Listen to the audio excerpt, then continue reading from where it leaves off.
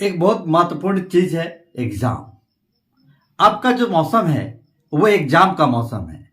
इस मौसम में बस छात्रों के लिए दो ही चीज सुनाई पड़ता है, एग्जाम एग्जाम और केवल एग्जाम। और दूसरा शब्द है पढ़ो पढ़ो और केवल पढ़ो। लेकिन दोस्तों हम ये कहना चाहेंगे कि पढ़ो, लेकिन क्यों पढ़ो? एग्जाम दो, लेकिन एग्जाम क्यों दो?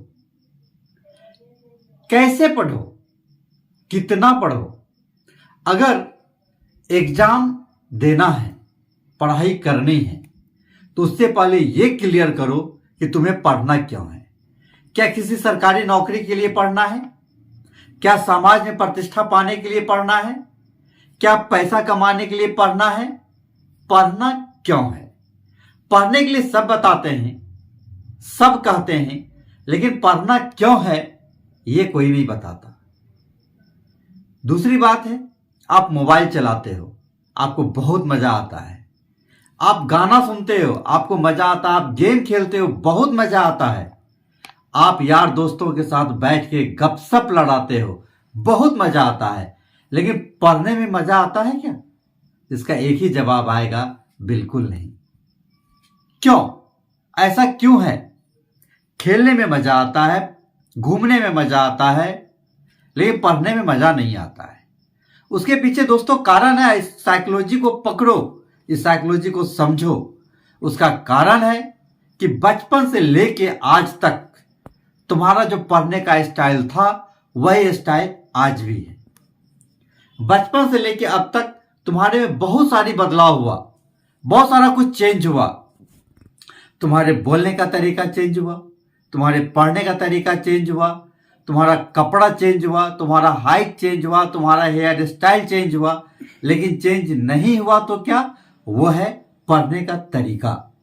जिस दिन पढ़ने का तरीका आप बदलोगे, उस दिन जितना गेम खेलने में मजा आता है, जितना गपशप करने में मजा आता है, उससे अधिक मजा पढ़ने में आएगा। सबसे पहले सिलेबस का ज्ञान होना चाहिए कि हमें पढ़ना क्या है। जब सिलेबस का पता होगा तभी हम पढ़ सकेंगे। हम घर से निकलते हैं कहीं जाने के लिए और डेस्टिनेशन का हमें पता ही नहीं, हम कहाँ जाएंगे? तो पढ़ाई तो कर रहे हैं, लेकिन हमको क्या पढ़ना है, ये पहला प्रश्न है।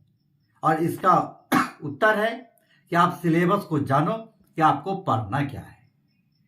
फिर दूसरा चीज आता है, कैसे पढ़ना है। और ये जो सवाल है ना, बहुत बड़ा सवाल है कि पढ़ना कैसे है। इसका जवाब भी आपके पास ही है। और एक सबसे महत्वपूर्ण प्रश्न है कि कैसे पढ़ना है, कितना पढ़ना है। तो कितना पढ़ना है, तो जैसा कि तुमको अपना जीवन चाहिए, जैसा अपना भविष्य बनाना है, उसके हिसाब से पढ़ाई करना होगा। सारे बच्चे पढ़ते हैं,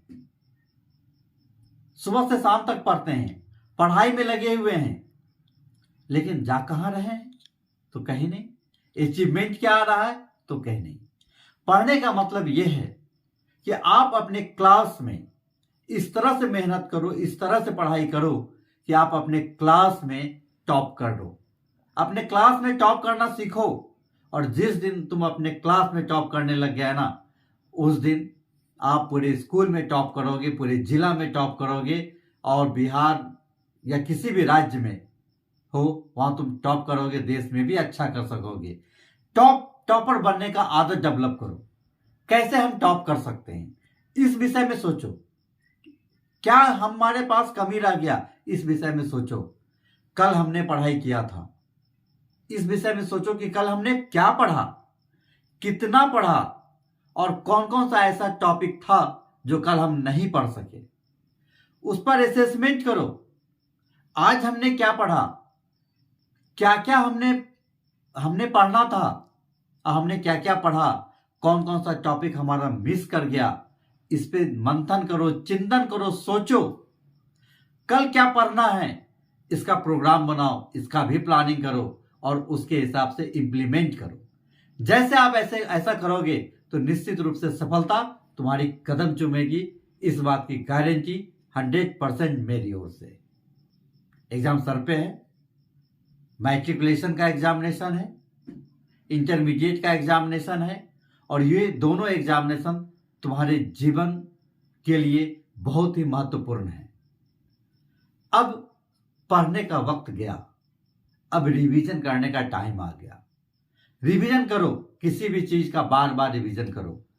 जिस भी जगह पे आप हो, भारत के किसी भी कोना में हो, वहां के सारे टीचर बहुत अच्छे हैं, और खास करके वो टीचर और भी बेहद अच्छे हैं जिनसे तुम पढ़ रहे हो। वो निश्चित रूप से वो टीचर खास नहीं, बहुत खास हैं जिसका तुमने सिलेक्शन किया है।